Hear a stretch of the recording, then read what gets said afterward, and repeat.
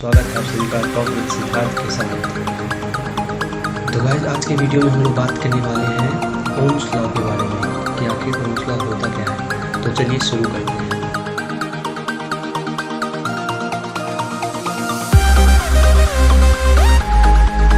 तो सबसे पहले हम लोग बात करेंगे ओम्स लॉ के बारे में, आखिर ये ओम्स लॉ होता क्या है।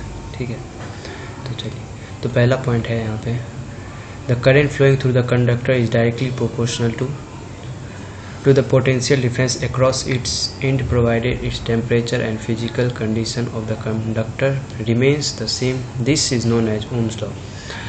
इस लाइन का तात्पर्य ये है कि किसी भी कंडक्टर के द्वारा करंट अगर फ्लो होता है तो वो पोटेंशियल डिफरेंस के डायरेक्टली प्रोपोर्शनल होगा और उस कंडक्टर पे किसी भी आउटरी चीज़ का प्रभाव नहीं पड़ेगा। ठीक है, कोई भी चीज़ का इफेक्ट नहीं होगा, जैसे कि टेम्परेचर हो गया, जैसे कि टेम्परेचर हो गया और दूसरा हो गया फिजिकल कंडीशन, ये दोनों का कुछ भी प्रभाव नहीं करेगा, मतलब ये सेम रहेगा, कुछ चेंजिंग नहीं है, सेम रहेगा। दूसरा पॉइंट है यहाँ पे, मैथमेटिकली हम लोग ओम्स लॉ को लिख सकते हैं, V is directly proportional to I। यहाँ पे V जो है पोटेंशियल डिफरेंस का क्या है, सिंबल है, और ये I जो है ये क्या है, करंट का सिंबल है, और ये प्रोपोर्शनैलिटी का साइन है। इस लाइन का ये मतलब है कि पोटेंशियल डिफरेंस क्या है, करंट के डायरेक्टली प्रोपोर्शनल। ठीक है, उसे हम लोग ओम्स लॉ कहते हैं।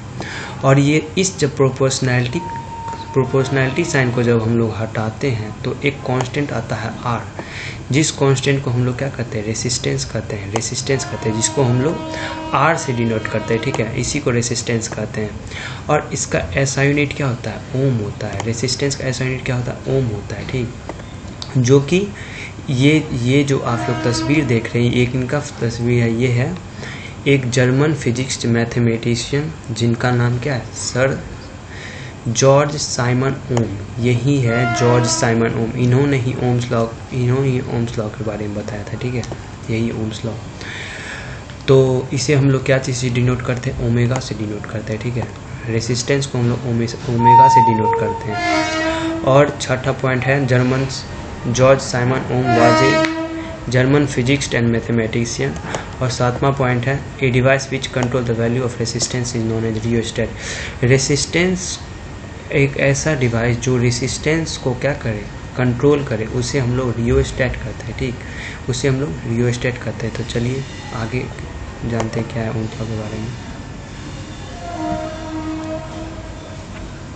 अब है फैक्टर अफेक्टिंग रेसिस्टेंस पे किस किस फैक्टर का प्रभाव पड़ता है। ठीक, तो पहला पॉइंट है मटेरियल, कि आपका जो कंडक्टर है किस मटेरियल का बना हुआ है, कॉपर का है, सिल्वर का है।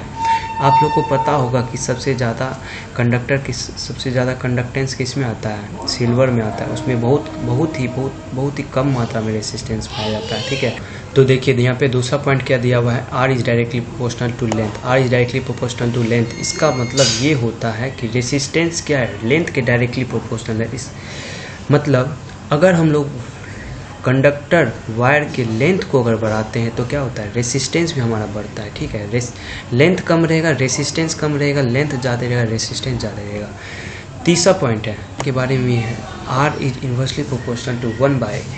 अगर हम लोग एरिया का वैल्यू कम रहेगा तो रेसिस्टेंस ज़्यादा होगा, और एरिया का वैल्यू ज़्यादा होगा तो रेसिस्टेंस कम होगा, और एरिया का वैल्यू कम रेसिस्टेंस ज़्यादा, एरिया का वैल्यू ज़्यादा रेसिस्टेंस कम, मतलब वाइस वर्सा है यहाँ पे। ठीक है, चौथा पॉइंट है टेम्परेचर पे भी प्रभाव पड़ता है।